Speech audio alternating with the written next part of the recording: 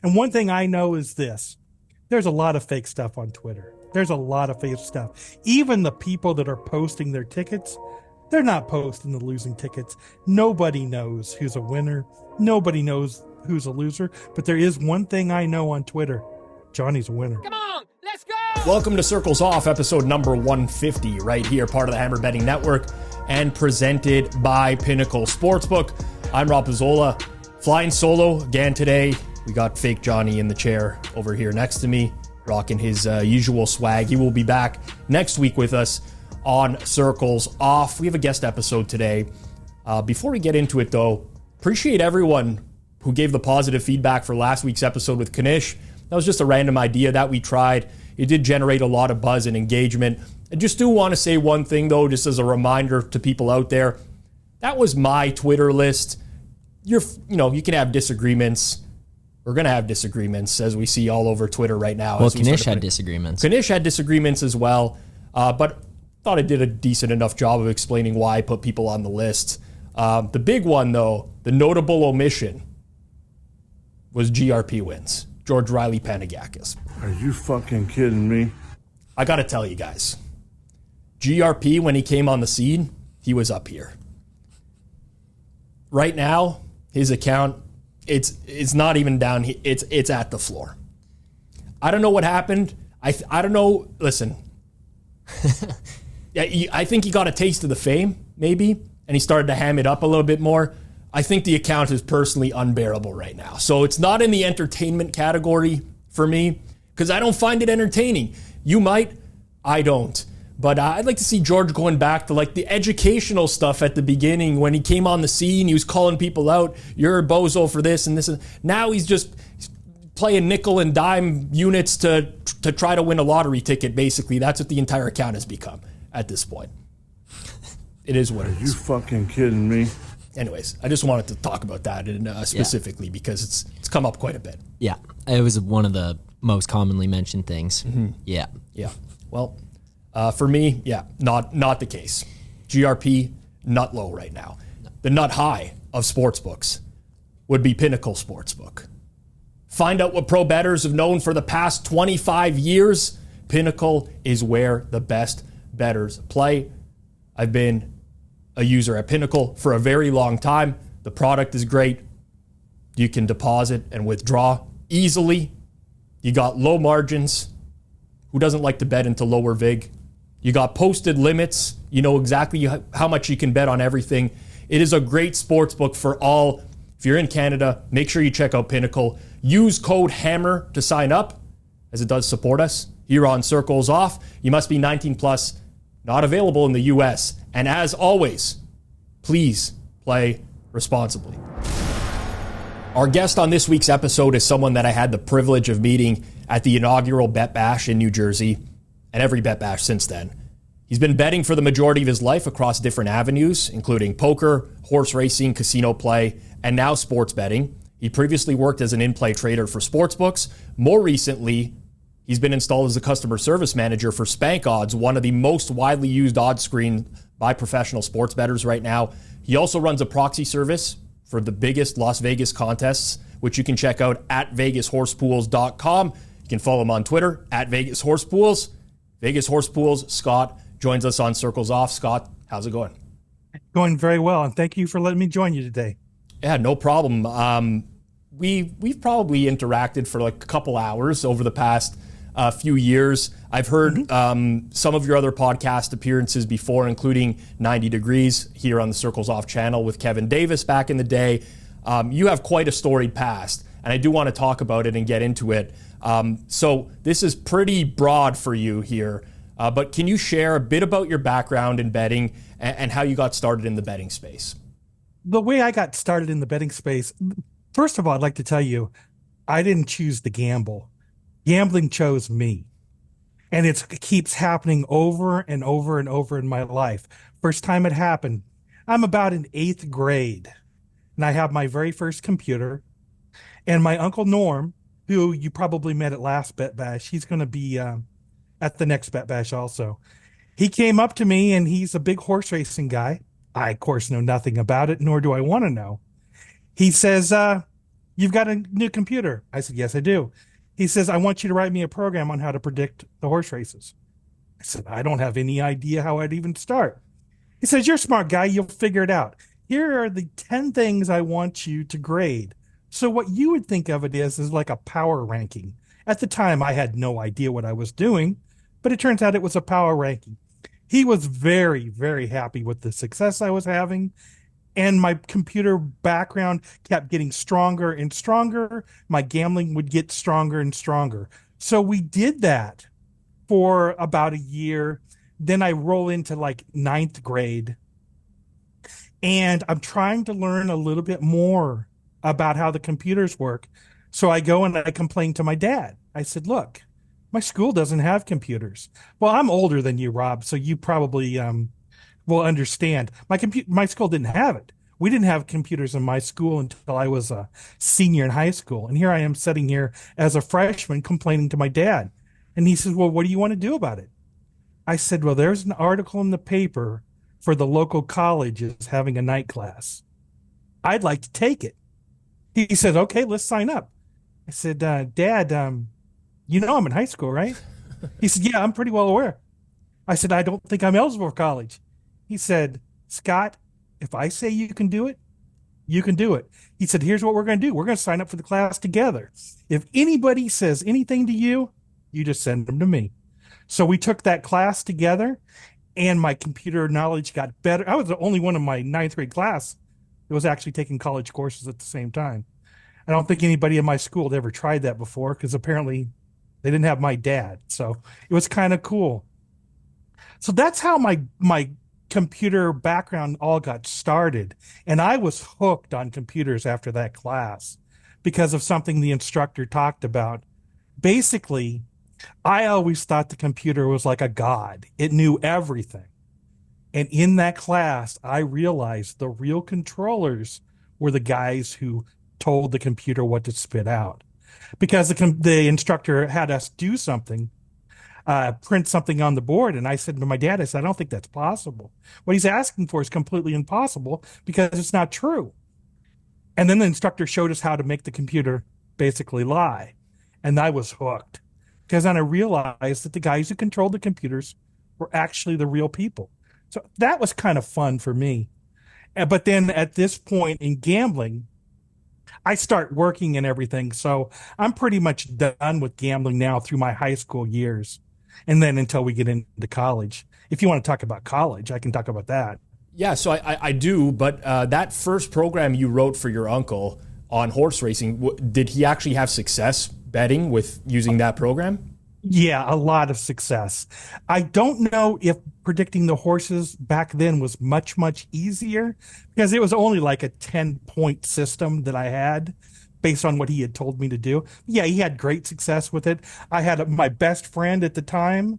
His dad found out what I was doing. So I turned out to be a tout. I would give him the picks too. And he had great success with it. So yeah, I had a lot of fun with it. That only lasted for, like I said, till I was a freshman in high school because things went on and I started working and kind of got out of the whole game until gambling called me back when I got to college. So we'll get into that right now, but I just want to point out you weren't a tout. You were giving away the picks for free. You weren't openly promoting them or anything like that. So as much as you want to call yourself a tout, Scott, I mean, very, very loose at that point. So you don't have to, hang your head down in shame or anything like that from your early career.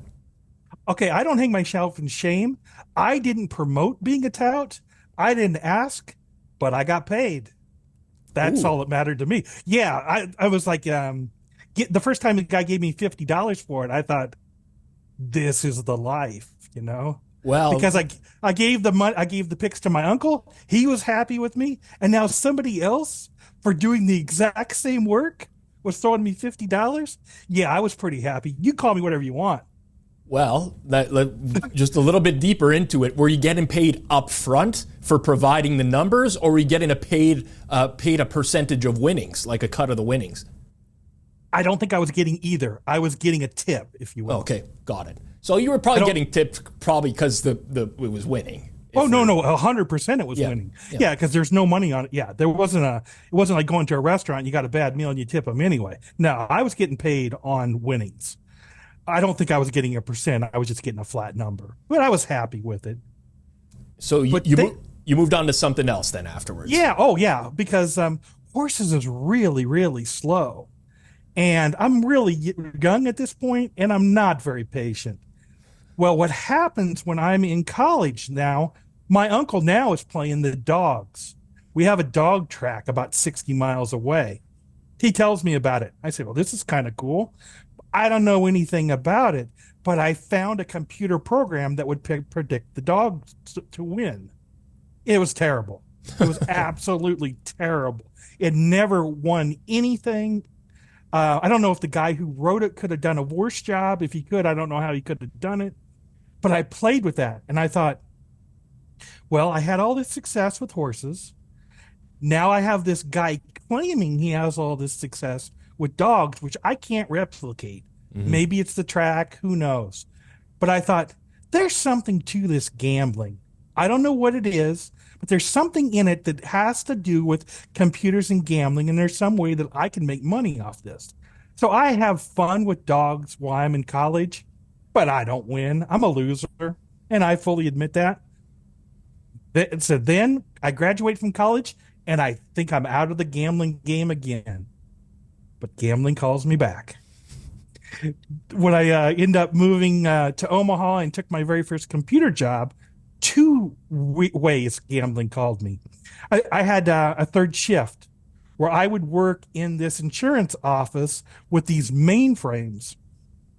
And I'm kind of an efficiency guy. I try to make everything as efficient as possible.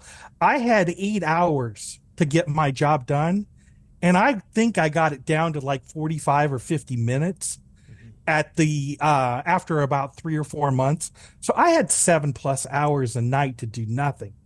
There's a gas station right next to the place where I could go and pick up the dog forms. So I would go ahead and keep playing the dogs a little bit. And then I met an attorney who we became friends, and he gave me the secret to gambling. I thought, oh my God, I've found the golden ticket. He tells me the martingale strategy. I say, how can this possibly lose? It can't lose. If you're betting on a 50-50 shot, you're going to win after the second or third try every single time. You can't lose.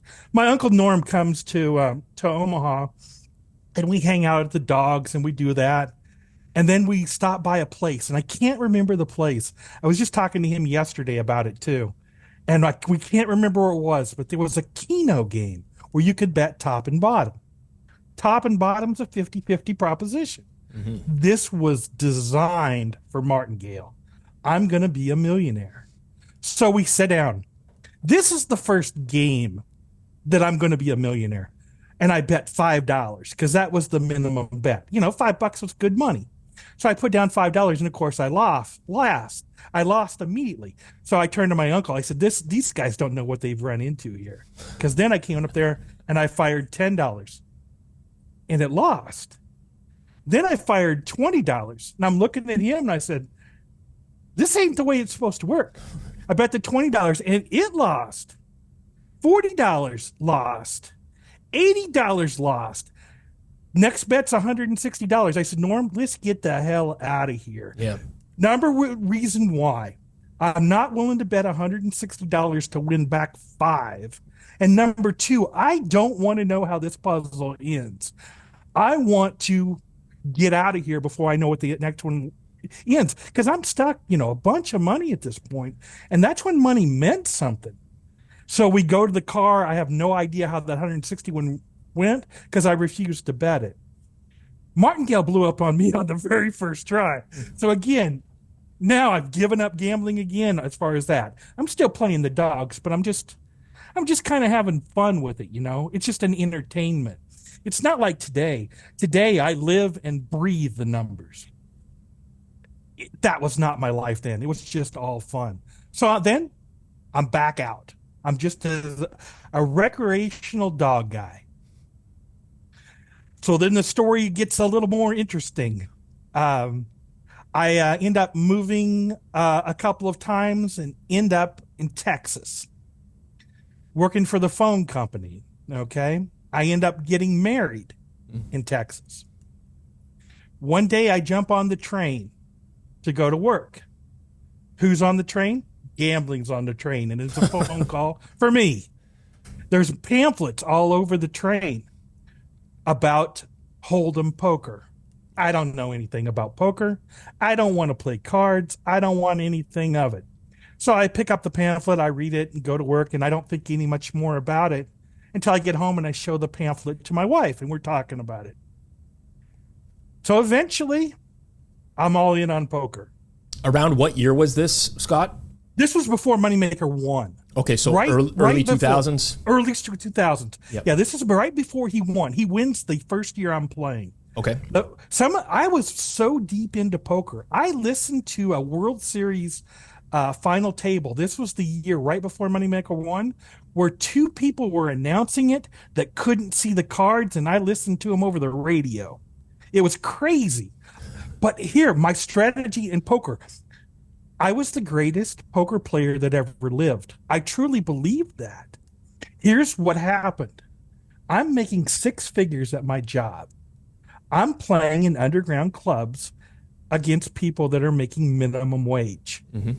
So it's not fair. You're bullying them. I can bully anybody I want. Yeah. Nobody will fight back. And I'm very, very tight, and I'm very, very aggressive. So the worst thing for you to do is to get into a pot with me, because number one, I'm going to put you all in. And number two, I've got a better hand than you did. I never got drawn out on. I didn't even know what that was, because it just never happened to me. I'm probably the luckiest person you've ever met. We would play, they would take $1 out of every pot for high hand of the night. I'd win those high hand of the night 65% of the time. It was impossible to believe. My stretch it was just unreal. So here I am. I think I'm great. I'm bullying everybody around. But the thing I would do when I sit down at the table is I would just chat with you. And I'd say, hey, Rob, how long you been playing? You'd say, so long. I said, well, who's your favorite player? You'd tell me. I'd go home and buy their book.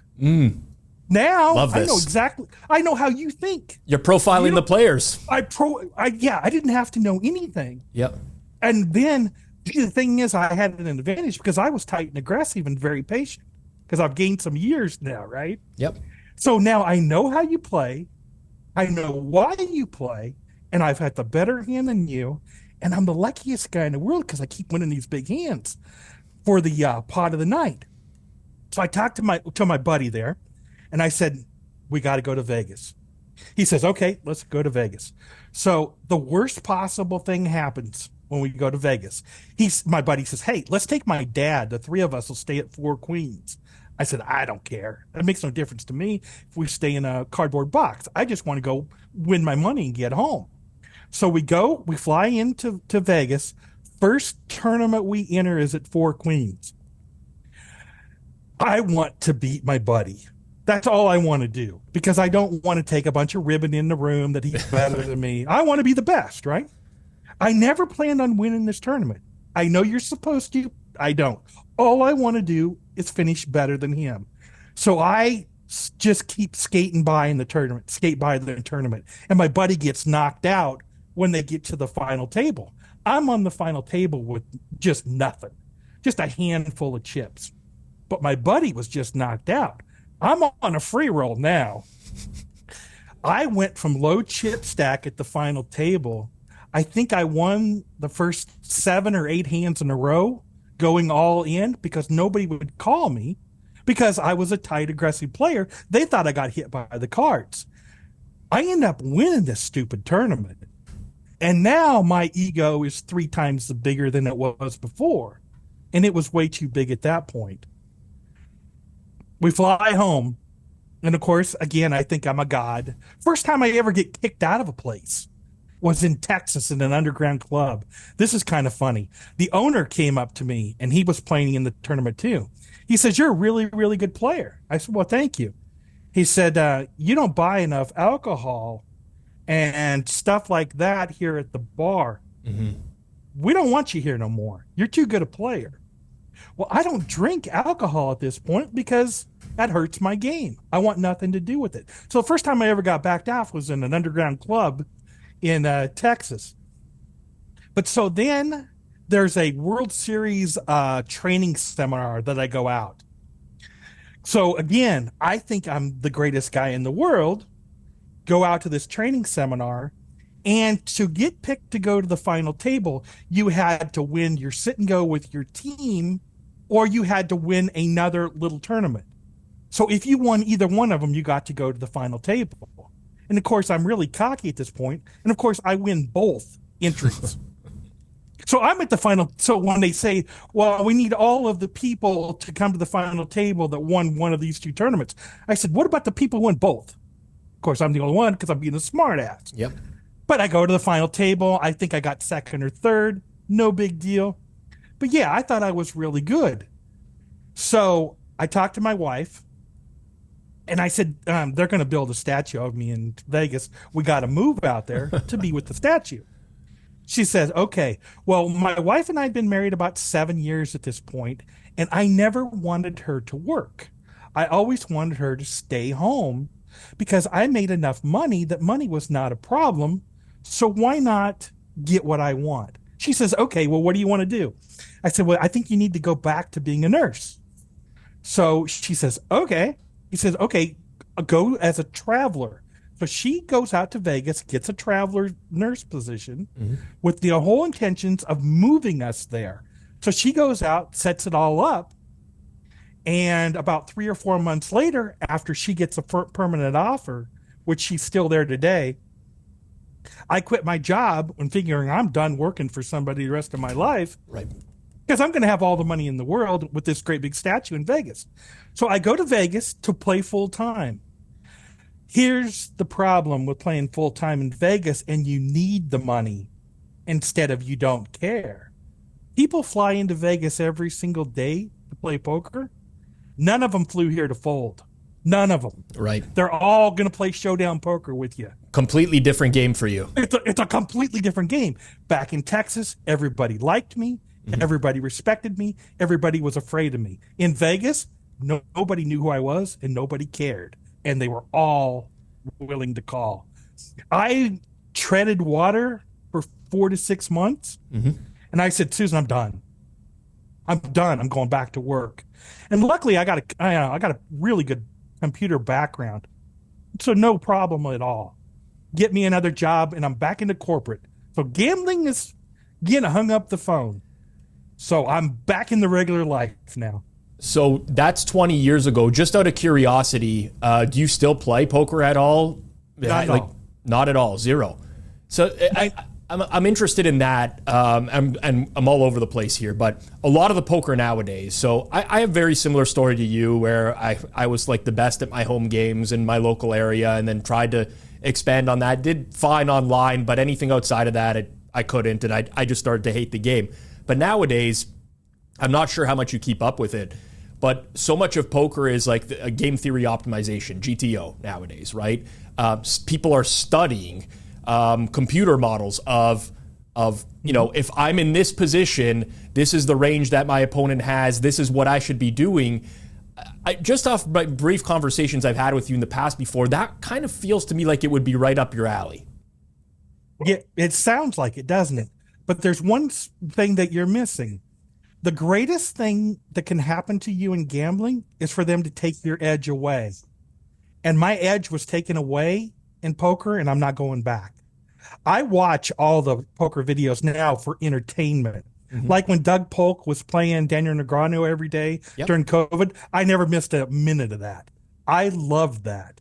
But my edge was taken away in poker, and I'm going to the next step. So out of curiosity, you said the greatest thing that can happen is losing your edge. Yes. Because you got two choices.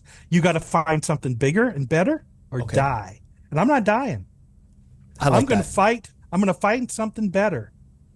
So then we're here in Vegas. I'm working my regular computer job. And I mean, it's a job. but gambling is calling again. Says, hey, you got to get back in the game. So we kind of put a plan together, and I said, I don't want to work at a job I hate. I want to work at a job I love. So we talk about it. I said, here's what I'm going to do. I'm going to go work for a sports book.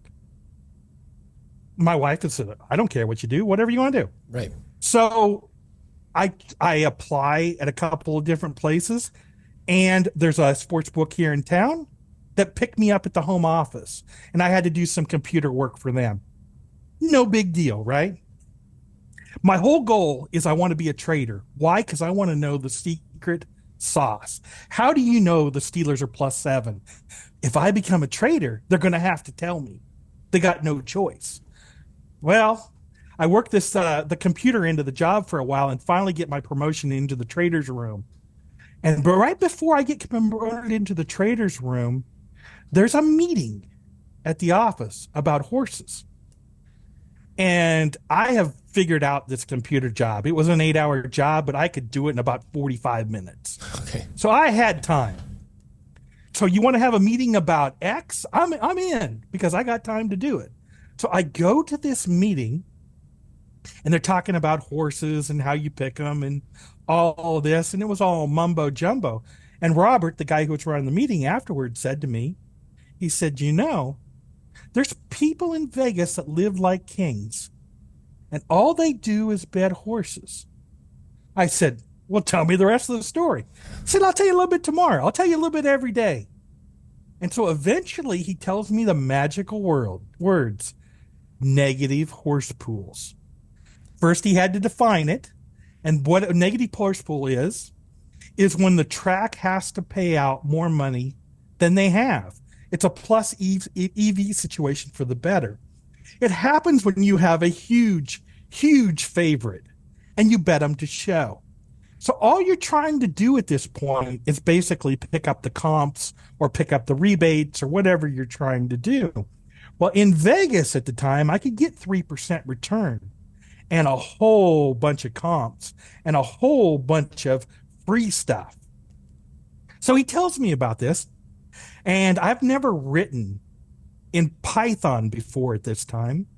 But given the fact I've got 7+ hours a day to work on Python, you know what? I'm going to learn it because it's the best language to do this kind of scraping I need.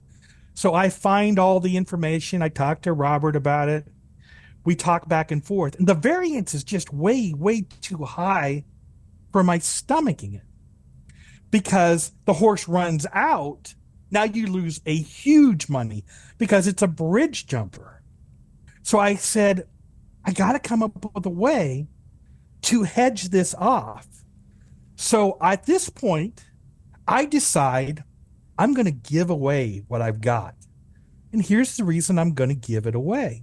Because if I give it to more people are going to bet it. And then the number of people that bet this horse goes from 92% to 93% to 94%. Every one of those moves is good for me.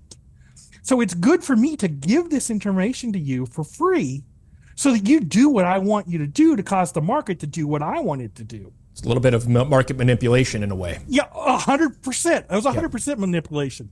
And I got like 1,000 followers on Twitter because I found a way to post them automatically. So I'm driving this market, completely driving it. The problem is the customer service is completely, utterly overwhelming because these people are paying nothing and they have a million questions. And it was just too much for me. And I knew that I had to cut this variance down.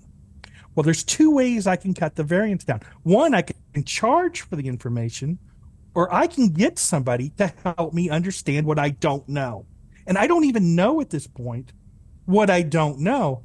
So what I decided to do, I started charging for the information. So my subscriber count, it's the same thing SpankOdds did with a completely different outcome. My subscribers, went from 1,000 people watching this to 10, just overnight. The minute you started charging anything. But I got a pro out of California, which was really cool.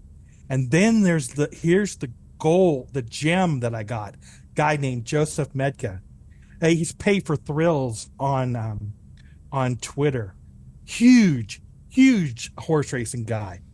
He is a pro's pro at this. He contacted me.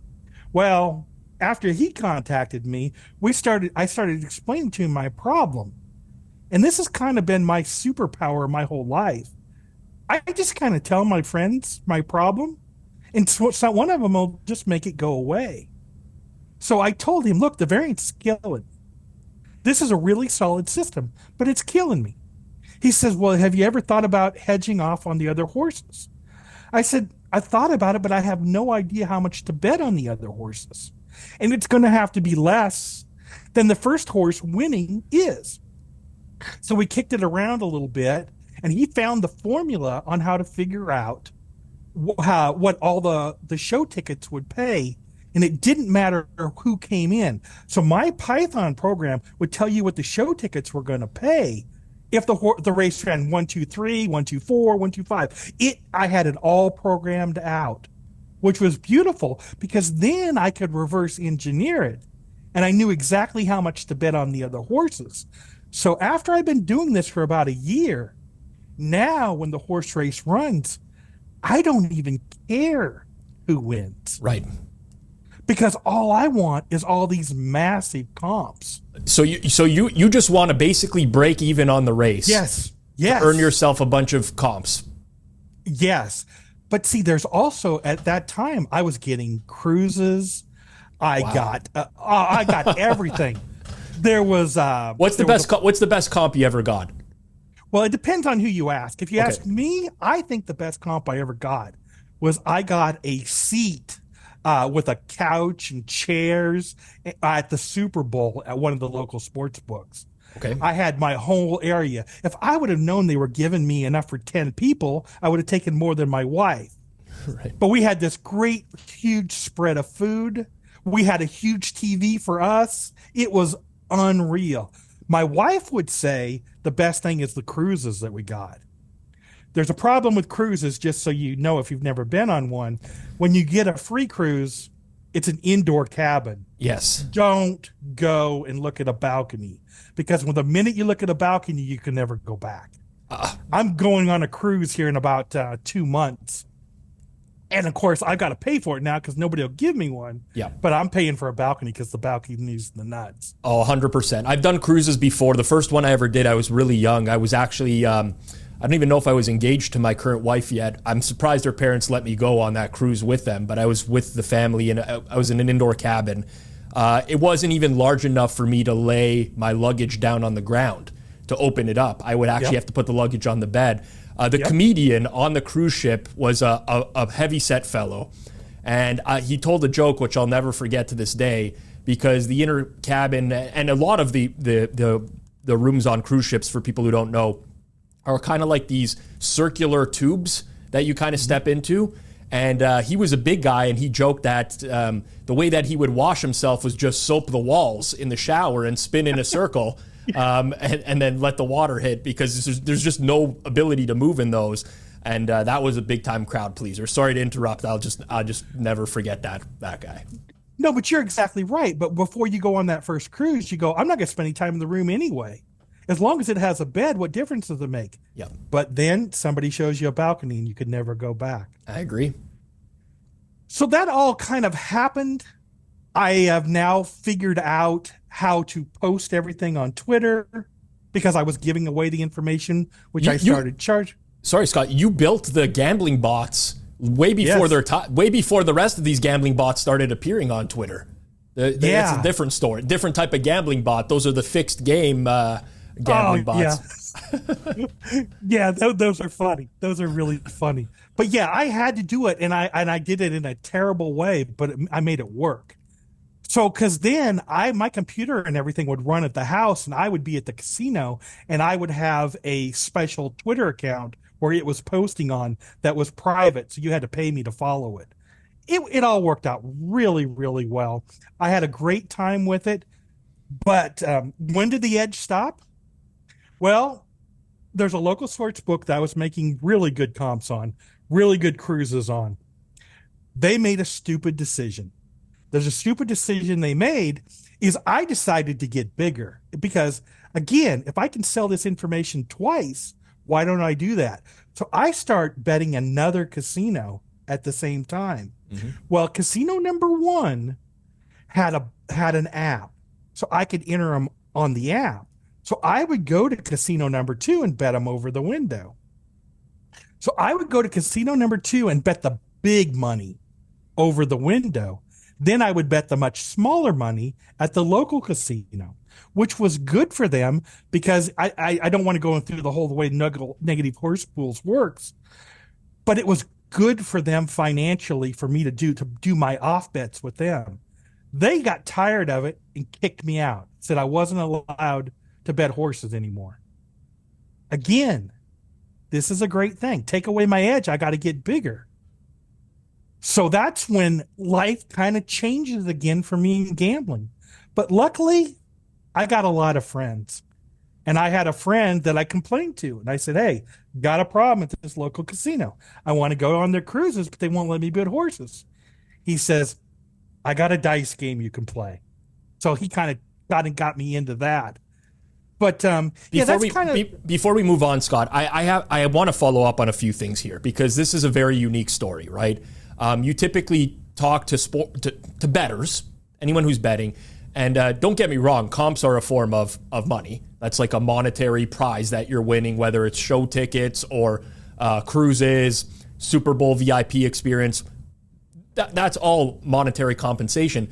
But it's incredibly rare that people don't start with just trying to win money, right? Like you're building a program essentially where you can break even to earn comps. Did you ever have a thought of, why don't I build a program to actually just try to beat horse racing and win more than I am in the comps themselves? Hey, you're thinking too small. And I know you think you're not, but you are. My wife makes incredible money as a nurse. I paid for all our entertainment. Every time we went out to a show, every time we went to dinner, every time we went on vacation, I paid for all of that with comps. So it was money. Yeah, right. I agree. And trying to break even is a million times easier than trying to make money in horses. I'm telling you today, all of the big teams that I'm aware of barely make money. The only reason they make money is because of the rebates. Rebates, yeah. And we don't have that in Nevada. We don't have it, so you can't do that. So that was just way too hard. But given the fact I can pay for all of our vacations, all of our entertainment, it was money. So think about it like that. I didn't mean to diminish it in any way. It's just unusual, right? Like anyone who gets started, like obviously people love comps, right? Even losing bettors who know that they're losing, they want to be treated like royalty. They want that experience, but it's just it's unusual, at least from my perspective, for people to start out that way and be like, yeah, you know what? Here's where I think I can gain an edge, and that's by getting comp tickets, food, whatever, versus just trying to make money. So I didn't mean to diminish in any way. I just find it unique. Right. And I wasn't trying to criticize you. I was just saying you got to look at the bigger picture. Right. And again, I'm living this world as a partnership. My wife and I, we've always had one income. We've always had one income, except for a couple of years here in Vegas. So and we're very happy with what we have. So if one person was paying for the vacations and any show they wanted to go to, because there's a lot of tricks you can do with shows that we could talk about for hours, probably not relevant to this conversation. But yeah, there's pretty much every show in Vegas at one time I'd seen until COVID hit. And now I don't go to shows anymore because I just flat out don't have the time. Interesting. Just to backtrack a little bit on negative show pools. Is that yeah. So I'm just trying. I'm trying to better understand it myself. By the way, this is not still an edge of yours, correct? Like this is long gone. It's gone. It's dead. Okay, so you have no problem with me just digging into this a little bit more. I'd answer it even if I did. Okay, so negative show pools. From the sounds of things, I'm trying to think of a way that the basically the track or could have to pay out more And like, are they guaranteeing a certain show price no matter what on the big favorite? Absolutely. Here's where the magic comes in. The state of West Virginia today has a law that says they have to pay 10%. So for every $2 you bet, they must return $2.20. So you could have a 1-9 favorite on the board, and they have to pay 20 cents on the $2 bet no matter what, even though the actual payout should be like 2 cents. Exactly. And if you work it out mathematically, anything above an 89% favorite in the state of West Virginia is a negative horse pool, what that does for me is it allows me to have more money to bet on the other horses in the race. So here's your dream. This is your dream if you're doing this, is you want a 5-horse race in West Virginia with a monster in the race, because those pay beautifully. Because you get somebody at the 94 or 95 level at a 220, yeah, you can print money. The rest of the states, now when I was doing this, Iowa had the same law. It was 220. The rest of the United States was always 210. You had to be about 91.5% to be in this break-even situation. But they would run these monsters. You could get several monsters a week. So it always paid out really good, really good. That was going to be my next question, is the volume on that, right? Like, I like to go to the track. I'm a casual horse bettor. My dad used to take me there when we were younger as well. I love that. But it's pretty rare to see horses that are favored in that type of price range. I guess you're right. The 5-horse races where there's some scratches, you tend to see stuff like that happen. Oh, speaking of a scratch, here was a really good one, I'll tell you. It was blowing range really bad in Chicago, and they scratched a race down to 4. Okay. And they left up the show pool. Well, I'm doing handstands trying to get as much money down as I possibly can. And my big favorite just stops right before the finish line.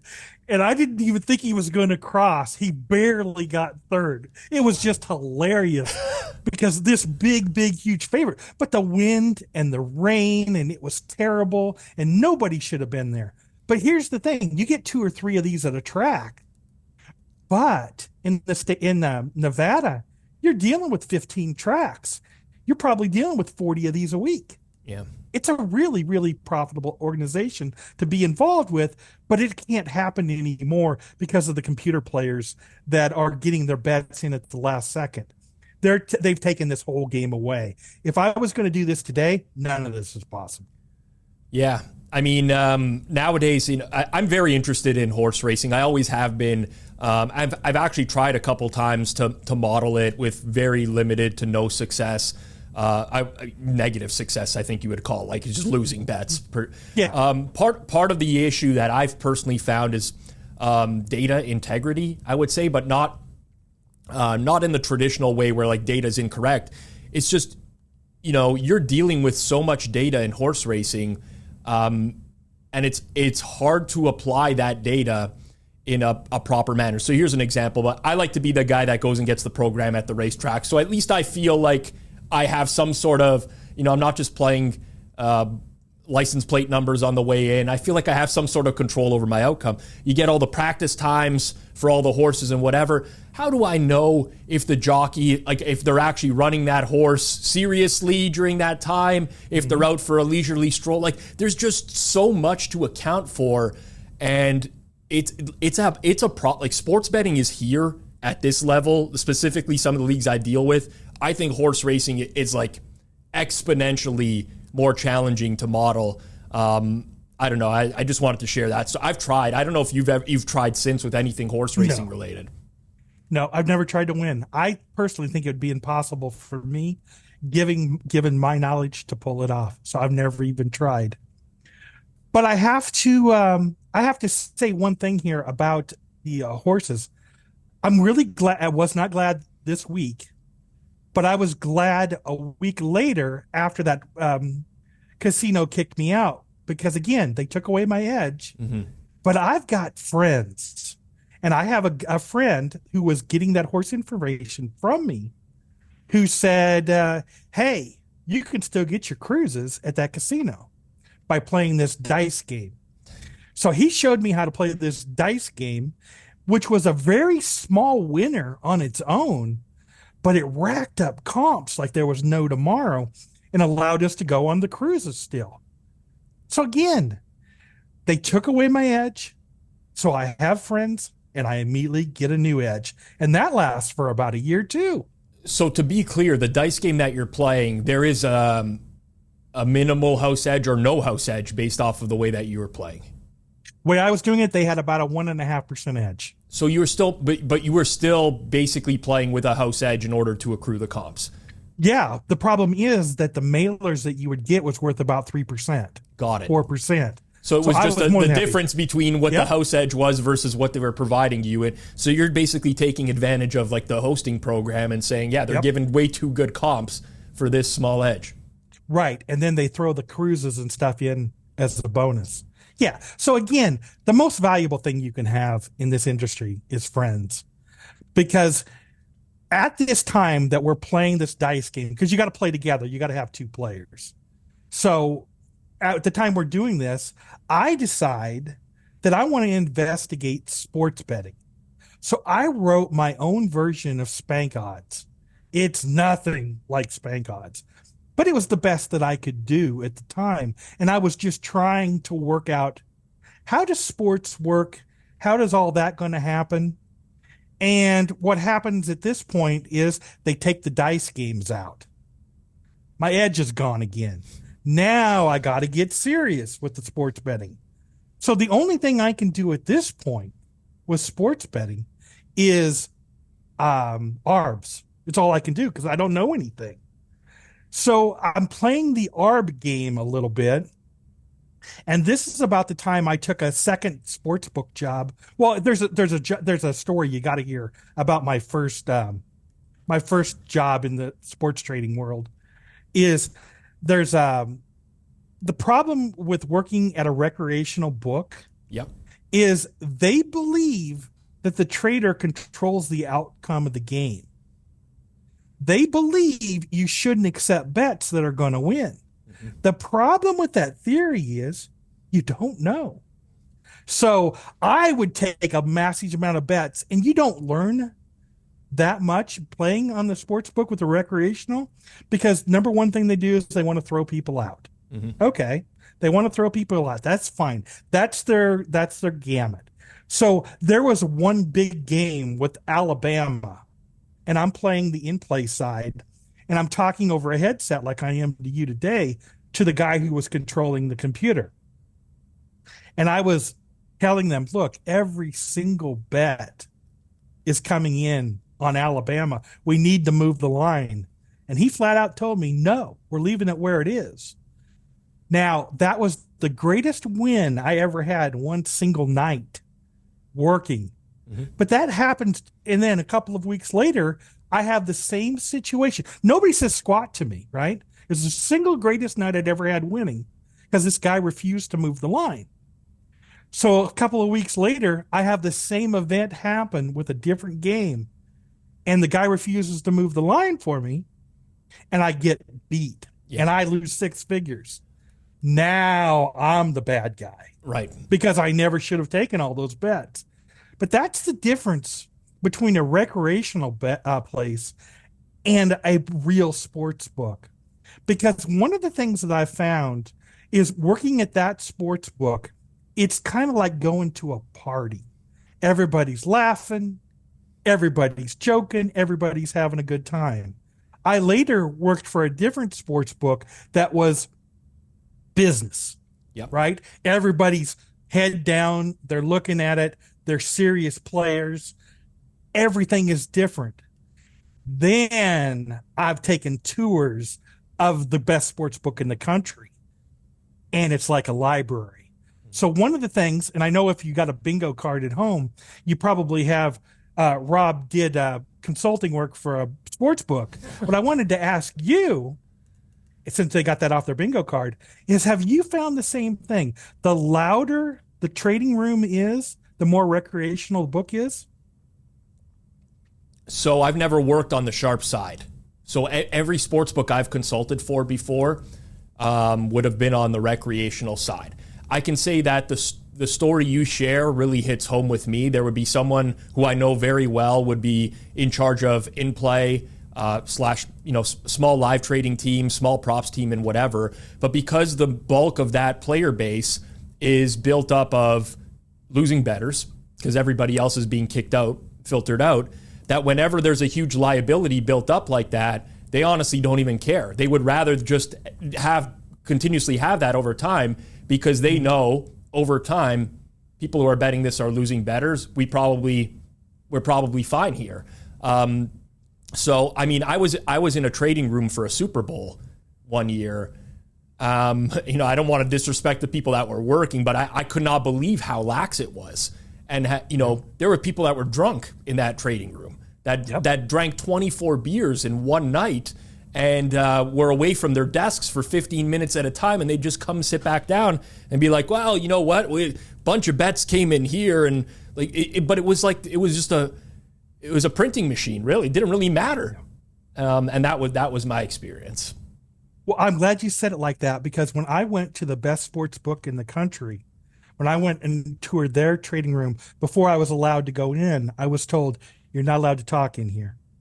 And it was like it was quieter than a library. If there would have been a mouse in there, it would have made more noise, and it would have been deafening noise compared to what I never heard anybody speak. Everybody just had their head down and everybody was in the game. I'd never seen anything like that. That was an incredible experience. So I'm glad you were able to have the same experience as me. But the one thing I did learn working these two jobs, and I'll tell you these two stories, I'm going to have to hide a little bit of the details, but it'll be enough that you're going to be able to get the gist of it. The first error that I saw at the first book I worked at, they had a correlated parlay that they knew about and couldn't take down because of technology. Mm-hmm. They had a team in the Final Four that you could parlay with them winning the title. Well, that's pretty damn correlated. Yep. They knew it. They couldn't do anything about it. So technology is a real problem for them. It's a limitation. It's a huge limitation. The other sports book that I worked at, the huge problem they had was time. They were very professional. Everybody's head was in the game. But whoever has that information first is the controller of the world. So we would have people betting our in-play that had faster information than us. At the time, we believed they were court-siding. I've actually talked to the person who was doing it, because let's be honest here. At SpankOdds, I get to talk to everybody in the world. Yes. Anybody who knows anything about sports, I talk to them if I want to. And I talked to the guy who was beating us up at that second sports book. And it turns out they weren't court-siding at all. What they had was another sports book with faster information than us, and they were just betting their moves against us. Right. And there was nothing we could do about it. Nothing we could do about it. So that's the things that I learned, that sports books make some mistakes, but the real takeaway for bettors is don't embarrass a trader. Team A is playing Team B. I don't care if this is a recreational book or the best book in the world. When they flip the line, just don't bet it. Why would you want at a recreational book? Here's what's going to happen to your recreational book. You're dead. They kill you. That the professional book, they write your name down and say, if this guy needs something, he ain't getting it. Yep. So that's the thing your bettors and everybody listening to this show needs to understand. Don't embarrass the trader. He's going to take enough crap from everybody around him that really cares about their job, that the minute you jab him too, he can take it out on you. And he will. Don't do it. It's very interesting to hear you say that. We've had that conversation many times on this show, over 150 episodes, and there's very mixed opinions on it. I tend to side with you. There is just every now and then the one that will slip through the cracks where people think it's worth it, right? It's like that one time I hit this mistake line, they didn't notice, I got paid, and now I'm going to do it forever. I think the downside is heavier than the upside based off of that, especially nowadays with the likelihood of those getting paid out. Interesting to hear you say that. I also just want to jump in as well, just for terminology, for anyone that's watching or listening that might not know what court-siding is. Court-siding would be someone who's actually at the event themselves, typically with some sort of communication to someone else who would be able to bet before the sportsbook moves the line. So think about it as somebody's at the game, they're on the phone, they see a touchdown happen and they're like, touchdown, and somebody hits the live line before it actually happens. So if anyone was wondering, very, very, very challenging to do nowadays, especially with IP addresses being needed in the legalized market, whatever. But just so people needed to know there. So, Scott, you go from in-play trader, 2 different books, rec book, yeah. two different places. And then what happens after that? Well, what happens for me next is I've learned at this point that the traders, they don't know. They're not learning anything on how Pittsburgh is a +7. They're not learning any of this. Basically, everybody's watching the screens. And that's what it is. The recreational books are watching the screens. The pros are watching the screens. They have a model in the background that's driving their opening number. But let's be honest. After that opening number comes out, the screen drives everything. Exactly. So there is one small exception to this. When I had my first job, there was one guy who's a very famous guy that I would love to tell you, but I can't, out of privacy respect. Fair enough. The guy could not pick anything. On my screen, when his bets would come in, it would specifically say, you're not allowed to turn anything down. Whatever he bets, your only option is to hit accept. So why do you give me that option? Why do you even tell me if I have one choice? Yeah, just do it automatically. This is like the book at Trent of back in the day, basically. It is so funny because this guy could bet on a baseball game in the 9th inning. His team's up 100-0, and somehow they're going to get beat 101-100. The guy was incredible. He's very famous in Vegas for being a stiff. He could just lose anything. But yeah, that's the one thing I learned of being a trader. If you don't have somebody who can't win, because they're just as valuable to you as somebody who can't lose.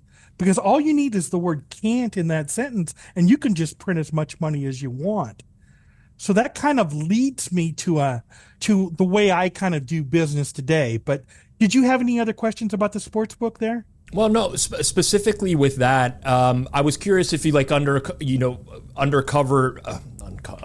uncovered like any weaknesses for the books, which you kind of alluded to a little bit with technology being a limitation in some cases. That honestly still happens nowadays. Mm-hmm. It's very rare, but you can find stuff that you shouldn't be allowed to parlay or something that's correlated, that's not priced like it is, and things of that nature. So I think that's a very important one to hit on there. But you go from that, and you mentioned that you were going to get into some arbitrage betting. Yeah.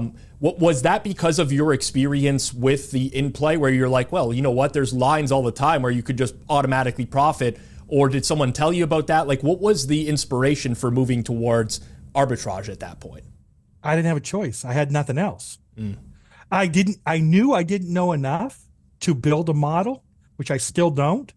I knew there was no other option for me. But here's what happened. They took away the dice game. If you're going to take away my golden goose, I got to create another one. So I get really, really lucky at this point.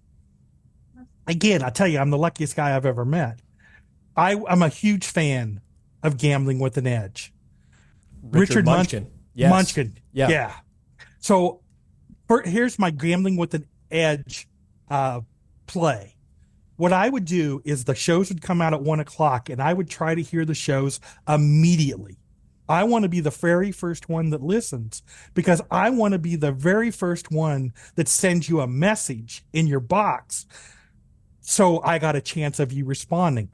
I send the message to Richard after that, and he responds to me. We're great friends even today. Heck, we're going to lunch here in a couple of days. I got really lucky with him. But then there's this crazy guy who I really, really liked the sound of on there. And the guy's name is Spanky.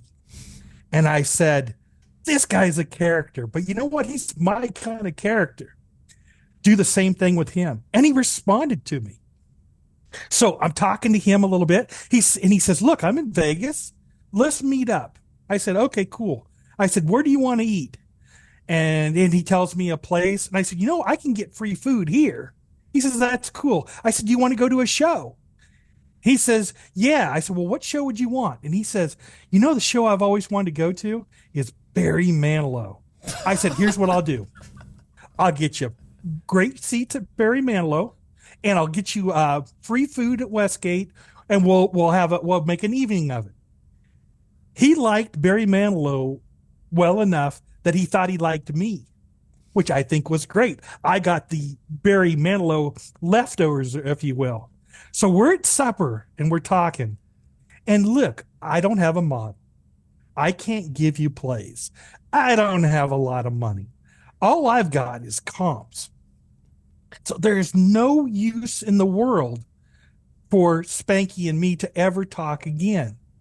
And he makes the craziest statement to me at that supper. He says, Scott, I can do something to help you. I said, what can you do? He says, you just name it and I'll do it. And it's anything you want. And I've never told anybody this story, and I hope Spanky doesn't hear this part, but he probably will. I felt like I was, I just rubbed the head of a genie, right? And I got 3 wishes. Because I've got the biggest, baddest sports bettor in the country just gave me a blank check. And I can write it for anything I want. And I thought, I want 3 more wishes. How do I get 3 more wishes? So I said, okay, here's Spanky. Here's what I want. He said, okay, name it. I said, I want to be your friend. He says, that's all you want? I said, oh, yeah. And like a sucker, he took the deal. He took the deal. And he said, you never know, maybe sometime in the future, we'll be able to do something together. I said, yep, maybe in the future we will.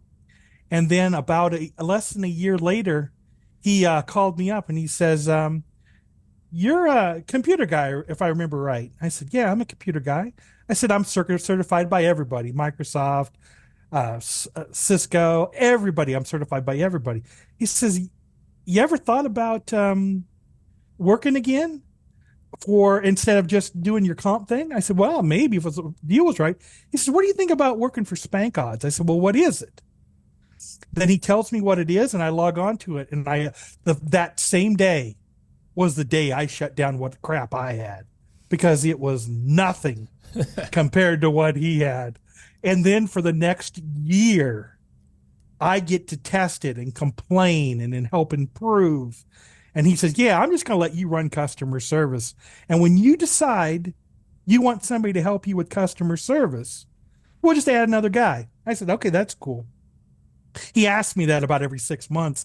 And I always tell him the same thing. I don't want help because I have a real hard time with giving up control. Mm-hmm. So kind of the way we do SpankOdds support, if it's before I get up in the morning, you deal with Spanky. If it's after I get up, you deal with me. But the first year of SpankOdds, there was like 10 of us on it. And I had 20 minutes to make a decision. So I got to learn everything at a very, very slow speed. Then he turns it on for everybody to test. And it went from 15, 20 minutes to 15, 20 seconds. Mm. So that was an interesting day. It was a sad day for me. Yes, we had fun. I remember it, as does my co-host from last week, Joey Kanish. I know he had some choice words when SpankOdds launched in the early going. But you know what, Scott, what I love about this story is, me and Johnny are big advocates for networking in the space, right? We talk about it a lot on this podcast, and making connections that could be mutually beneficial. And this was the one, just by meeting Spanky and, hitting it off with him, basically opened up a huge opportunity for you, opened up a big opportunity for him, because now he has a great customer service manager, someone that he can trust. And I actually remember the first time I met you at the first Bet Bash. And the reason why I remember is, I'm going to try not to get emotional here, but I walked in, and the first person I saw was wearing a Quebec Nordiques Wendell Clark jersey, and it was Dinky. It was Alan Dinkinson. I walked over to his table, and you were actually talking to him at that time. And, that was kind of you putting yourself out there in like networking. I know you've spoken before about how you really wanted to meet Dinky as well, and you made it a point of emphasis to do so. But it's just like such a small world of how it's just a one night event, 4 or 5 hours, bunch of different people. I've maintained so many connections from that initial bet bash. I know you have as well, and I know you actually got pretty close with Dink as well from just that one initial conversation. Yeah, we went to lunch in Vegas multiple times afterwards. That you're talking about Bet Bash 1, and if you want to talk about networking, that was the biggest event of my entire life, because I had 3 people on my list to meet that night. And I know you're going to think I'm sucking up to you, but I'm not. You were number 3. Number 1 was Dink. Why wasn't I number 1, Scott? What is this? Number 3. Because I'll tell you why you're number 3. Because I had something I wanted to give you, some information that I thought was important for you. And I remember that conversation. Yeah. And we won't talk about it here, but there was some information that you needed to know, and I wanted to make sure you got it.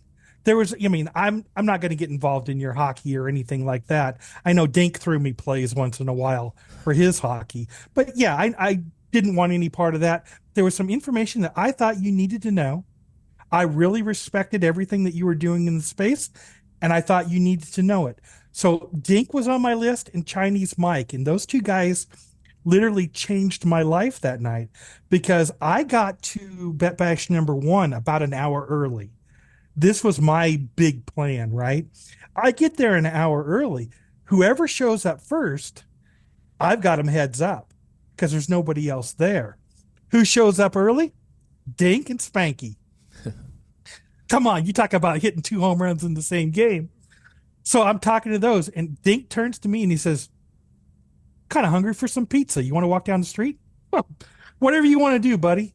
And then on the way walking down there, he says, tell me everything you're doing, and I'm going to tell you everything you're doing wrong. And I'll even tell you if you're accidentally doing something right, and it'll make you a much, much better,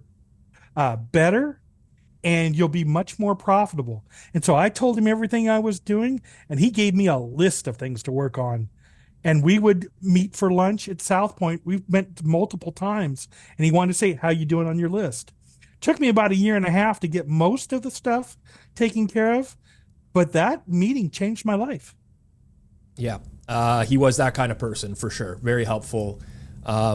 Certainly mentored me, and one of the best connections that I've ever made over the course of my life as well. So same experience on my end. Scott, I mean, typically with network, so the Spanky situation back in the day, you have your comps.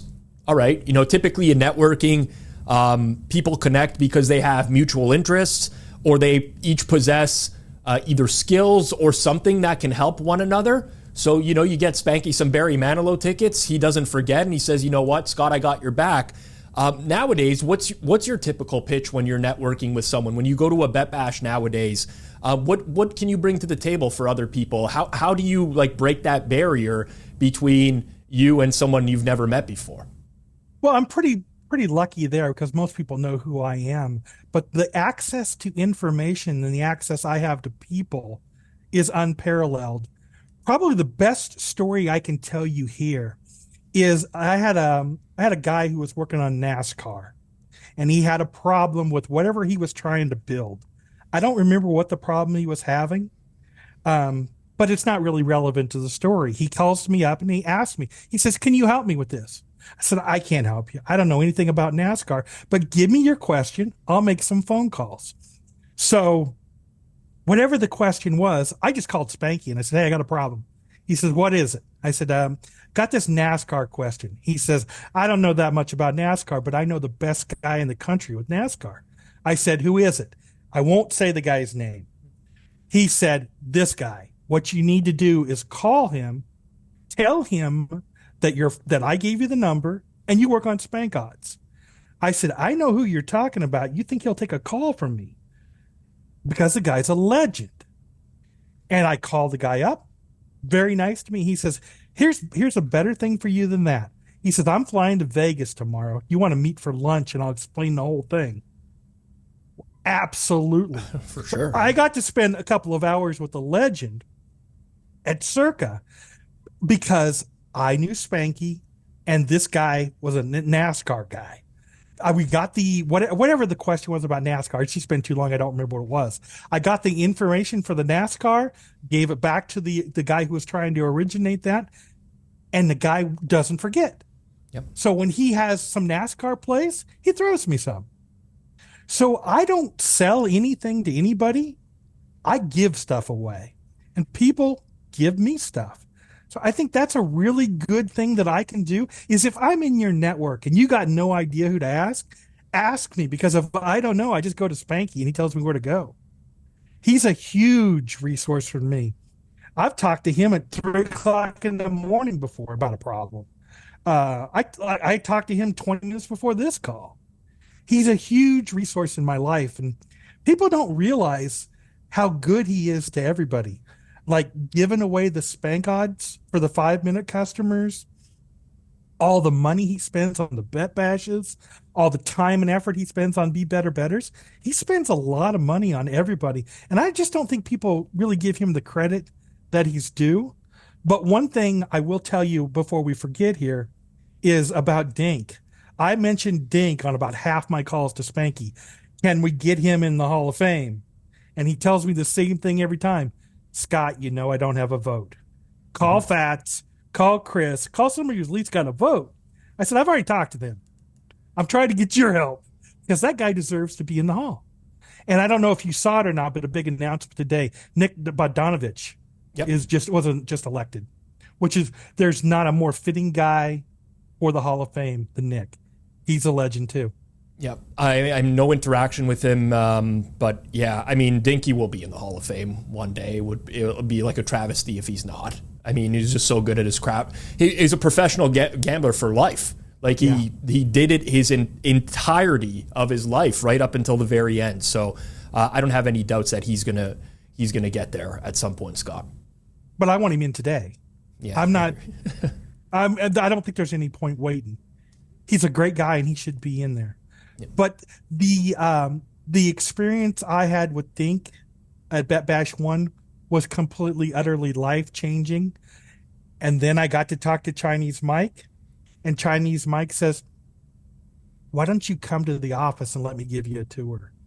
And let me tell you a few things that I see.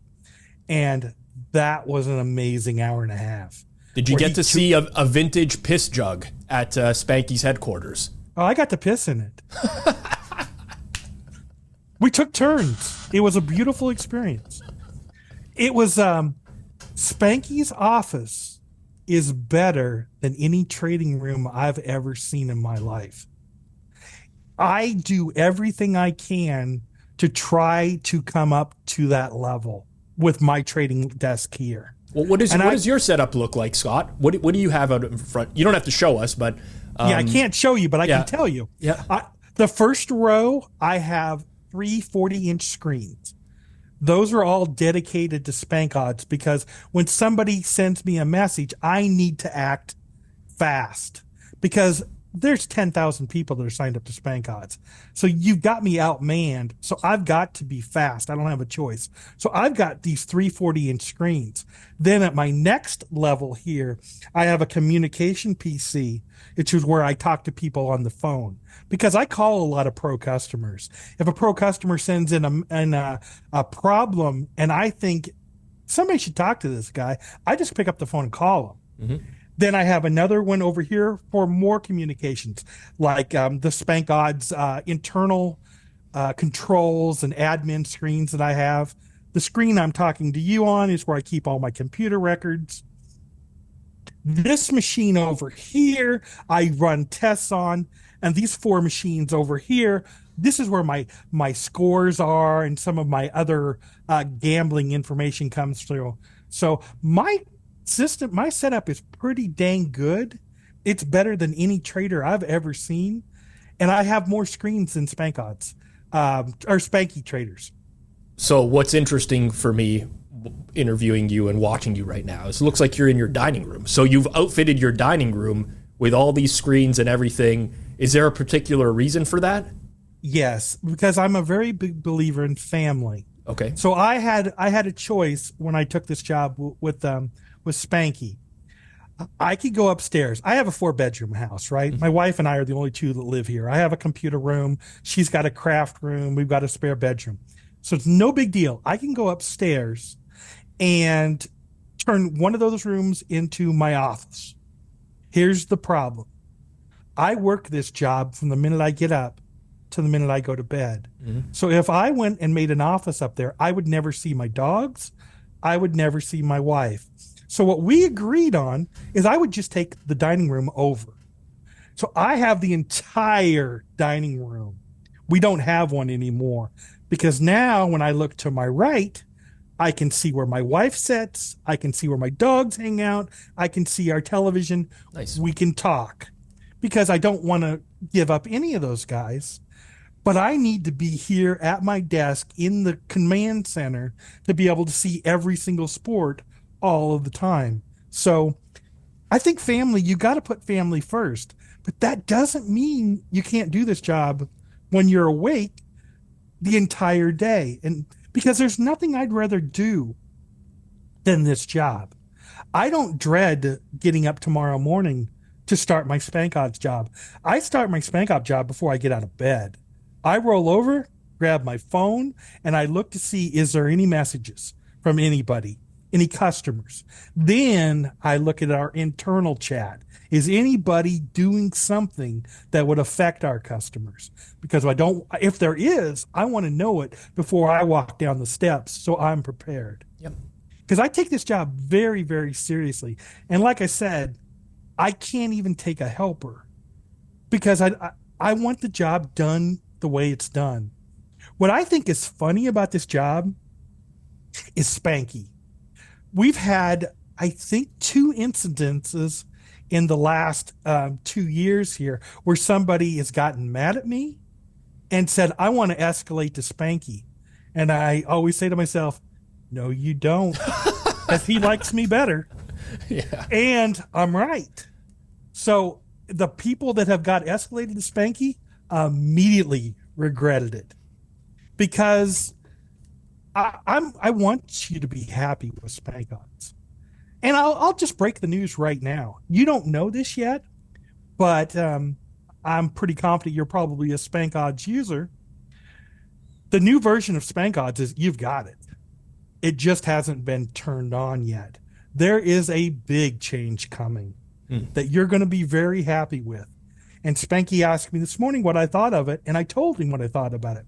We need to make a couple minor changes, no big deal. And he said, we were talking about it, and I said, I think you need to charge people $1 million a month to get the upgrade. He said, do you think anybody will pay it? I said, if somebody will pay it, we need to raise the price because I don't want nobody else having the stuff. Mm-hmm. I want to test it until I die. As soon as I die, I think you should release it for whatever price you want to do. But yeah, the next version coming out, you're going to be very, very happy. Very happy. What's the rough timeline on that, Scott? As soon as he convinces me that I'm happy with it for customer use. And I'm going to stretch it out as long as I can, which probably means it's probably going to happen in a couple of weeks. All right.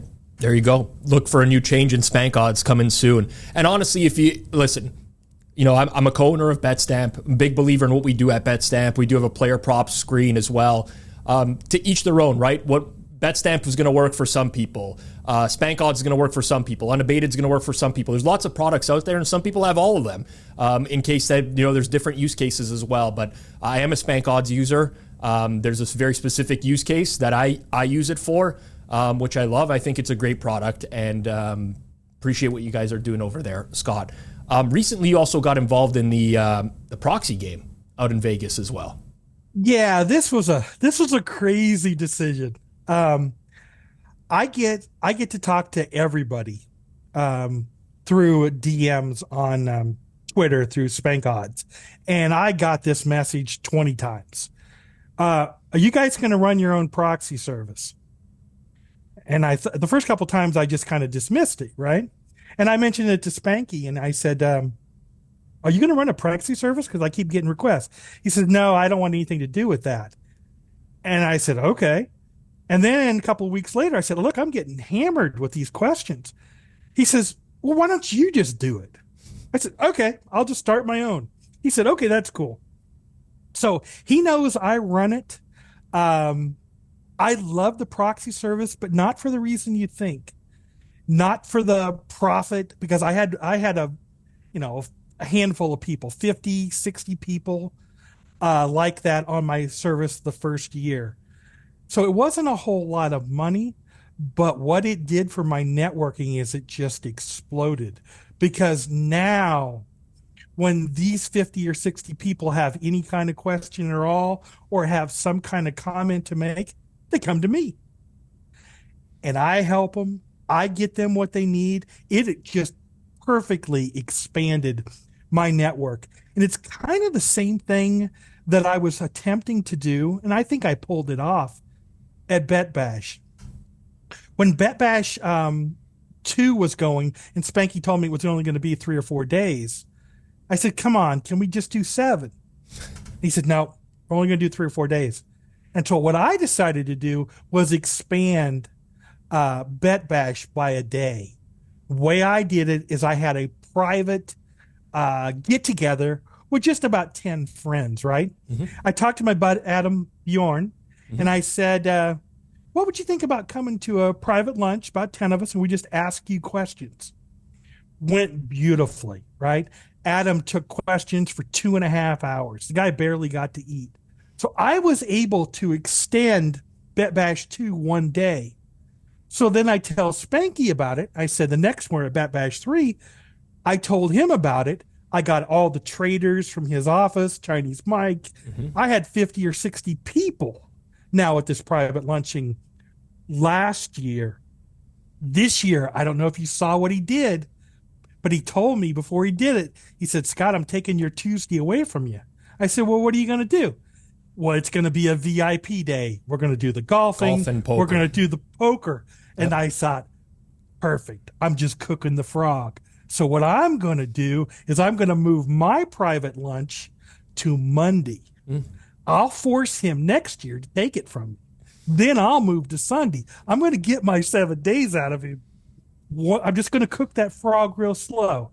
But the VHP proxy is very interesting, I think, because I invited all of my customers to this private lunch, and they got to sit with Fats, and they got to sit with Chinese Mike and Spanky, and like Luke was there. All Spanky's traders were. It was. I'm a huge fan of Luke, by the way. Very underrated follow on Twitter, and just general human being. If you're at BetBash this year, say hello to Luke. He kind of gets lost in the shuffle every now and then, but great dude. He is a great dude. He'll definitely be at my private lunch. Who knows? Maybe if you're a VHP proxy customer, maybe I'll invite you, or maybe somebody will get you as an add-on. But as far as the proxy service, I ran it very simply the first year off Google Forms. Mm-hmm. And it went very, very well. There's a lot of customer service, actually a little more customer service than I could even deal with, but I made it work. And of course, here's a huge tip for Circa. Circa has made a serious mistake with this contest. You should never limit it to 10 entries, because when Chinese Mike came up to me and said, hey, I want in the proxy, I said, how many do you want? He said, how many can you sell me? I said, I can only sell you 10. Well, then I'll take 10. Well, if Derek would move that number to 20, I would have twice the business. Yep. So what do you think Adam Bourne said when he said to me, he took all 10. And then the big guys, they always want that magic number. So Derek really needs to raise that from 10 to 20. But we have some, so Spanky looked at the whole setup, and Spanky entered some picks a couple of times on the setup. He says, you really should make a better website for it. I said, okay. So I've got a guy working on making me a better website for this year. And then some magic happened, and this is breaking news too. Adam Bjorn called me up and said, do you know anything about this Euros Soccer 2024? I said, I know what soccer is, but that's it. He said, what do you think about using your proxy service to let people put in their soccer picks, and maybe we can have some fun in the summer when all there is baseball? He says, who knows? Maybe we'll give away some prizes or something. And Spanky said, yeah, maybe we'll give away some prizes. Who knows? Maybe I'll give away some proxy service. Something is going to happen. We'll give something away. And so we're going to have a contest that's going to be ran over the VHP proxy infrastructure starting in June. I think it starts on June 14th, this big Euro tournament. And I'd really appreciate it if you'd sign up. There's going to be no entry fee. And who knows, there might be some decent prizes. Yeah, absolutely. I mean, I'm big into soccer. I love Euro. I actually considered going to Germany this year for the tournament itself, which is taking place mid-June to mid-July. So definitely, I'll be happy to promote that as much as possible. Free contest with the opportunity to win prizes. Yeah, I'm all in. I'm all in, Scott. I appreciate that. I'm going to pitch a couple more guys and see if I can talk in some big guys to get on it. But yeah, who knows what the prizes will be? Maybe they'll be trinkets, but at least it'll be something you can lord over your friends, like you could lord it over at Johnny. But speaking of Johnny, I think we've buried the lead because I had, I don't know, I think 10 people contacted me the last time you mentioned me and criticized me on your podcast. I don't know if you remember this or not, but you specifically criticized me saying you didn't know if I was a winner. You were talking about all of the fake Twitter guys, and they usually had the word Vegas in their name. Okay, it's coming back to me now. I want to jump in here. We're going to try to find this clip at some point. It's hard. I guess we'll use the YouTube transcripts, Zach, or something to try to find it. I believe it might have been a Q&A episode, or Johnny brought up some people. I said, generally speaking, which I say a lot, generally speaking, by the way, I got to get that out of my vocabulary. But if they have Vegas in their Twitter handle, they're probably not worth following. And then I started going through people that have Vegas in their Twitter handle. I got to you. Yep. What did I say? You said, I don't even know if he's a winner. And Johnny said, he's definitely a winner. Definitely a winner. So I was really hoping to say thank you to Johnny. I appreciate that. And one thing I know is this. There's a lot of fake stuff on Twitter. There's a lot of fake stuff. Even the people that are posting their tickets, they're not posting the losing tickets. Nobody knows who's a winner. Nobody knows who's a loser. But there is one thing I know on Twitter. Johnny's a winner. I know that because he knows I am. We're going to have to cut this out of the podcast. The ego is going to be through the roof when he hears that clip. He's a winner. Yes. You know what? I will say this, and this is not, it's not to backtrack on the comment at all. I said it. I own it and whatever. I don't vouch for people that aren't me. Seriously. I just don't. You never know. Like I've worked with people before who won for like a decade, and then they lose their edge, and you still think that they're a winning bettor. And someone will reach out to me and be like, Rob, should I be working with this guy? Should I give accounts to this person? And I just say, listen, based off of my experience, I won with this person in the past. I cannot guarantee you'll win going forwards or that they're still a winner now, because all I know for certain is what I do. Anything outside of that is a mystery. You can tell, anyone can come on this pod and say they're a winner or whatever, and there'll be people that back them up and vouch for them. But unless I see it myself, I don't vouch. That's just my rule of thumb. And I think that's a good rule of thumb. And here's the way to prove to you that I'm a winner is I don't want anybody to contact me that say, I want to give you accounts. I don't want your accounts. I got my own accounts. So I'm not trying to drum up account business. My day is so full between what I do and the way I bet, because I bet a little bit different than anybody else you've ever met. We could probably talk about that later or now, whatever you want to do. Well, let's do it. Let's do it. You said that you made the segue. I don't even have to do anything here. What do you do different than everyone else? Okay. Now, when you listen to Spanky talk, it's top down. It's top down. It's top down. Somebody like you with a model, you believe it's bottom up, bottom up, bottom up. And I think you're both wrong. And it doesn't work for me. Neither one of them works for me.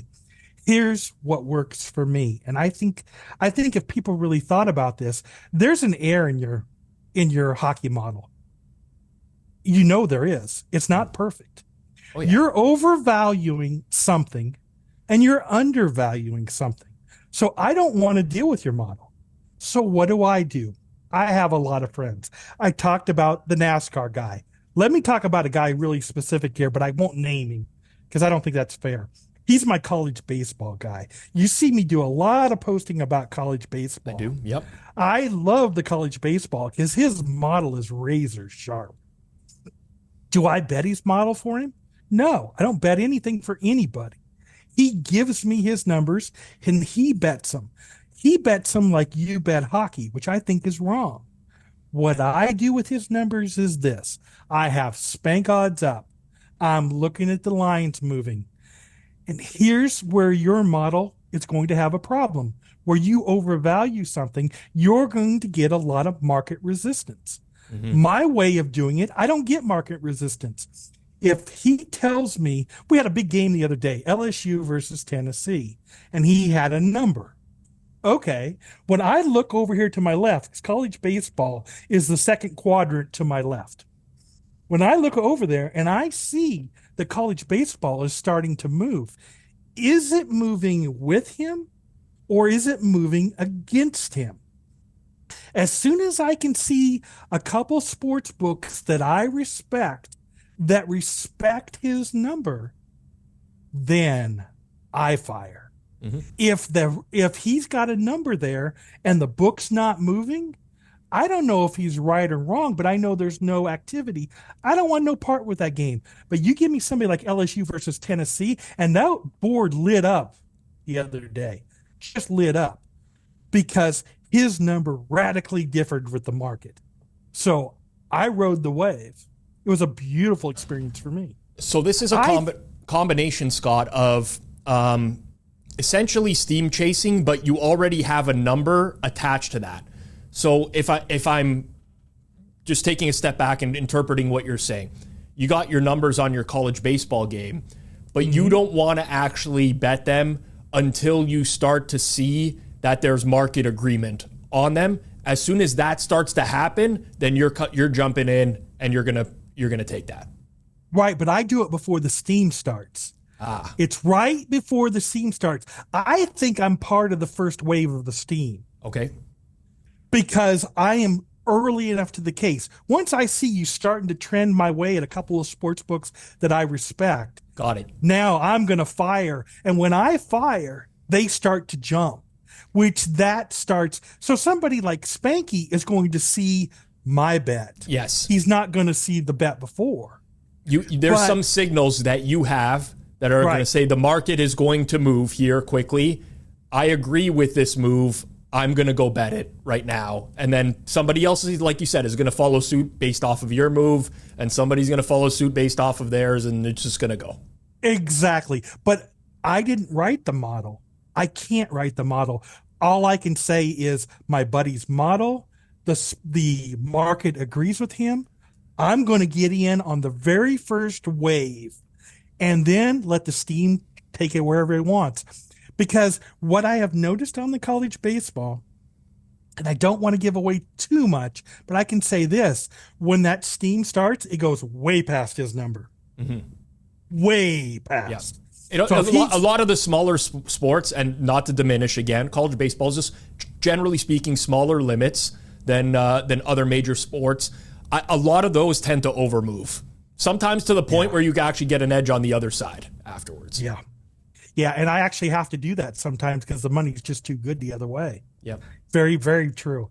But I think the key part is getting in there right before the steam starts and actually being part of the steam, because I know what kind of money he's betting, and I know it's not moving off him. Okay. I know that part. So that's the way I bet. I want to jump in here with a question in regards to that. Why do you care about the model number? So here's what I mean by that. You could just do the same thing you're doing without the access to the model itself, right? Like if you had indicators of you wouldn't have the same level of confidence in your bet. But if the general idea is to beat the close, right, or get a good number, once you started to see the screen move in maybe a couple spots or some PPHs that are starting to move, why do you even need the model number in the first place? The perfect answer to you is because I get a better number than the steam chasers, because I'm still below the steam. Got it. I'm starting with the steam. So yeah, my number is much better than you. And so if you're going to play this game, you must beat the closing line. Yep. And if you're a steam chaser, I beat you to the steam.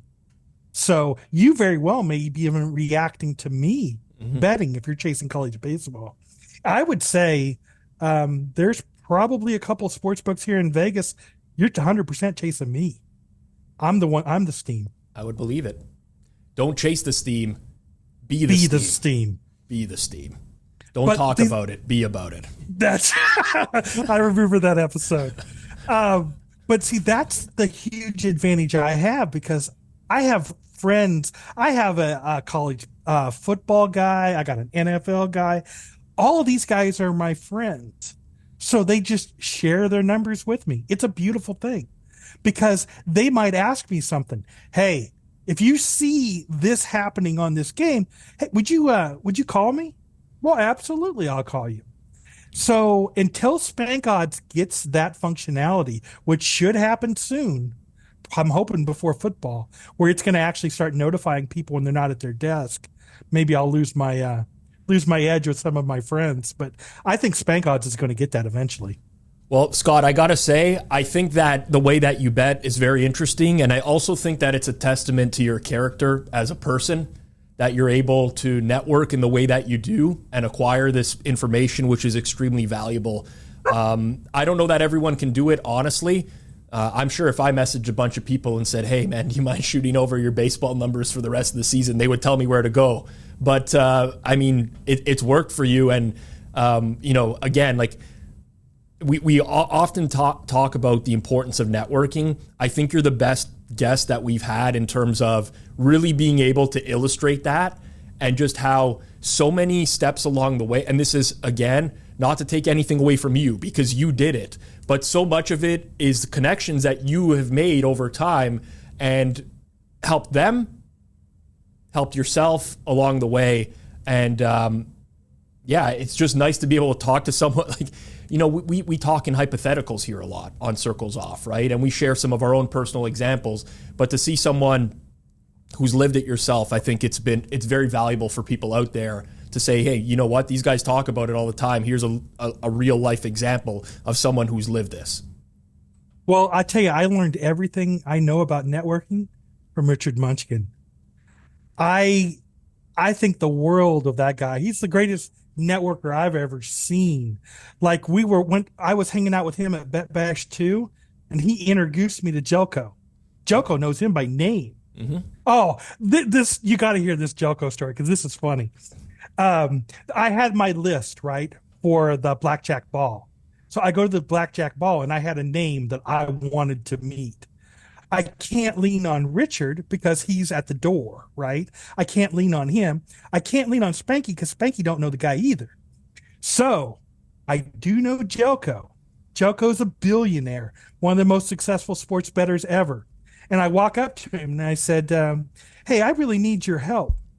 And I bet this guy has heard this 1,000,000 times in his life. What does this guy want from me? Does he want money? What does he need, And he remembered me from Bet Bash. I said, I'm really looking for this one guy. And I told him the name. He said, okay. And he pointed at him. I said, okay, thank you very much. And I walked away. I think that floored Joko for somebody to come up for him and ask for directions. It was I've heard some great Joko stories, but that's one of my favorites. I don't know. I hope you liked it. Yes, I mean, you're an interesting person, Scott. You have lots of stories. It's funny, they just come into you. I got to tell you this, I got to tell you that. It's been great chatting with you. Honestly, this is more than we've probably talked over the course of our entire lives together, but you're a fascinating person, and I truly appreciate you sharing all your experiences with us. I think a lot of people are going to gain some valuable insight out of this episode. Before we close off, like to ask our guests a few things. You've seen some of the episodes before, but I've seen every episode. Every episode. I think so. Mm-hmm. You've just been watching back the one where I ripped you over, And I've watched that one a bunch of times. I'm going to get this guy. You know what? Maybe if you know the exact episode, that'll help us find the clip and we can use it afterwards, insert it afterwards. But it doesn't have to be related to sports betting. It can be related to sports betting. Totally up to you. One thing that you find to be plus EV in life and one thing that you find to be minus EV in life. Okay, it's going to be a couple of minutes. This is kind of a long one, but I think this is the most important tip I could give somebody. And this is in life, not in sports betting. There are 3 kinds of people in this world. The first kind of people are givers. They give you everything. They'll give you the shirt off their back. They want nothing from you. They're good, solid people. The second kind of people in the world are traders. I call them traders, for example, or matchers. I don't know what word you'd like me to use, but I'm going to give you this, but I want you to give me that. Mm-hmm. You give me this, I want to take that from you. There's a third person out there, and they're called takers. Mm-hmm. It doesn't matter what you give them. They just keep taking, and they'd rather throw something away than give it to you. So what I did when I found out that this is the 3 people, this was in a book I read, and I thought it was fascinating. I wish I could tell you the name of the book. I just don't remember. I thought this was fascinating because I said, okay, which one of these 3 guys do I want to be? Well, I'm going to be a giver. No. I can't be a giver because a taker is going to beat me up. Mm-hmm. Well, I don't want to be a matcher because the takers are still going to beat me up, and I want to give more to the givers. So the matcher doesn't work. A taker gets so very little out of life because the minute somebody finds out you're a taker, they want nothing to do with you. So I developed a 4th personality type that nobody's heard of before, and I call it the mirror. So you have these kind of people, and then you have me, and I'm a mirror. So here's what I do. When I deal with a taker, I show them a mirror. I'm a taker. When I see a matcher, I show them a mirror. I'm a matcher. And when I find a giver, I try to find every single thing in this world to give them, and give them. Because I know this, when I need something, they'll give me everything. So I think the key to life is to follow my lead on this. Go with this 4th personality type that I created called the mirror, and just let everybody in your life look at this mirror, and you treat them exactly the way they treat you. Don't treat them the way you want to be treated. Treat them the way they treat you, because the matcher people, you're going to get more matches with them. The giver people, you're going to get more from them. And the takers, you're going to have almost nothing to do with, which is a great thing because you want to eliminate or remove as much time from takers as possible anyway. It's a really interesting perspective. Yeah. That's my plus EV move. Yeah. We have a lot of takers here at the Hammer Betting Network. Think off the top of my head. Joey Kanish, Hitman, myself, Johnny, takers. It's about 25%, I believe, from my studies. Minus EV. That was really good, by the way, and very interesting perspective. EV. Here, this one is this one, I'll give you a gambling example of it, but you can do this with anything. When I first started doing my negative horse pools and hanging out at the casino with a group of horse bettors, these guys were always really, really negative, really, really draining. Everything in the world was wrong. You are a combination of the 5 people you spend the most time with. So I started to be getting more negative and more cynical and not as nice of a person to be around. And the minute I realized that, because my wife told me, she said, look, you're getting really, really dark here. So what I decided to do is I started hanging out at the other casino away from this group. And generally my mood just kept picking up and picking up. What I do is I try to find the best possible human beings to hang out with, because I want to be a combination of the 5 people that I hang out with the most. So I want them to be the best, because I want the best for me. So that's my negative one, is watch the circle. Watch the circle of the 5 friends that you're closest to and make dang sure they're the 5 best people you've ever met. Don't hang out with the negative people. Yep. It's really got me thinking. That's really got me thinking about the people I hang out with the most. Well, what it's making you think, though, is how do you get to be in my 5? And my 5's full. So you're going to have to start your own 5. Well, when you started that story, I was thinking, when you said, like, I was hanging around with bad people, I was thinking, you got Spanky and Chinese Mike and Luke. I'm like, okay, yeah, terrible people. I'm just joking. But you can let Johnny know there is room in the 5 for him, because I know he's a winner. Well, I know he's a winner. He's not big on social media, though. I don't know how you guys are going to interact all that much. I've talked to him a couple of times elsewhere, in a different manner. I guess I don't want to say much more than that. Okay. But that reminds me of a story. You got to hear this story. This is funny. We can wrap up with this one. But I could told you. I'm the host here, Scott. When I want to wrap up, we'll wrap up. Okay. Well, I don't know how long we've been running, but this story is worth listening to. I get a message on SpankOdds, right? It's a direct message from somebody huge in our gambling space. He's not a sports bettor traditionally, but he's huge. And I looked at that message and I said, there's no way it can be this guy. I sent him a message back and I said, hey, I think we're going to have to take this one to the phones for me to be able to help you with this. Did we have to go to the phone? No. But I wanted to hear his voice and actually be able to get to talk to him one time in my life. It was a beautiful experience, but I can't give away customer names at SpankOdds. No, don't expect you to do that. I would never expect that. Because Spanky sends me messages sometimes like, do you know who you were talking to? That's so-and-so's relative. I said, how would I know? Yeah. So they must be bearding in to SpankOdds. That's how. That's when you know you've made it, when people have to beard into you. But that's my story for you. We'll end it off here. If you could go back 5 years and talk to a previous version of yourself, what advice would you give to your former self? What advice would I give? Probably the best advice I would give was try to not hang out with the negative people as long as I did. That was a huge mistake. Getting to sports, I wish I'd have got to that 10 years earlier.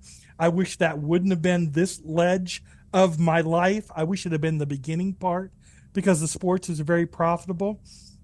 But I also know this, sports is going to go away. And this might be something that I can get some response from people. I think where I'm going is esports. Where I want to go is esports, but I don't have an esports friend. The problem I have with esports is this. Imagine I'm playing a video game with somebody I know, and you're dumb enough to bet on it, because I'm going to know who's going to win before that game starts. Because if I know my opponent, bet the dog, because we are. So that's probably the thing I would think of the most, is wishing I would have got to sports quicker. Because, like I said, I think the next thing is esports. That's where I'm trying to go. Probably going to have an episode on esports at some time over the summer with a big name guest there. But I tend to agree. No one's really cracked that yet from a sportsbook perspective. I mean, esports is growing. Esports betting, it is, but not at the same level. So I'm very interested in that topic of conversation. His name is Scott. You can follow him on Twitter at VegasHorsePools. If you're looking for a proxy for any of the Las Vegas contests, check out his website, VegasHorsePools.com. And of course, we highly recommend SpankOdds. If you're a serious bettor, you're looking for a real-time odds screen, make sure you check out SpankOdds as well. And I mean, if you're lucky enough, you'll deal with Scott one day on something. I appreciate that. All right. Scott, episode number 150 of Circles Off is completed. If you did enjoy the interview here, make sure you smash that like button down below. If you're not subbed yet here on Circles Off, which is over 50% of the people watching right now, make sure you hit that subscribe button down below. Helps us monetize our channel and grow it as well. We'll be back next week with another guest interview. This has been Circles Off, episode number 150.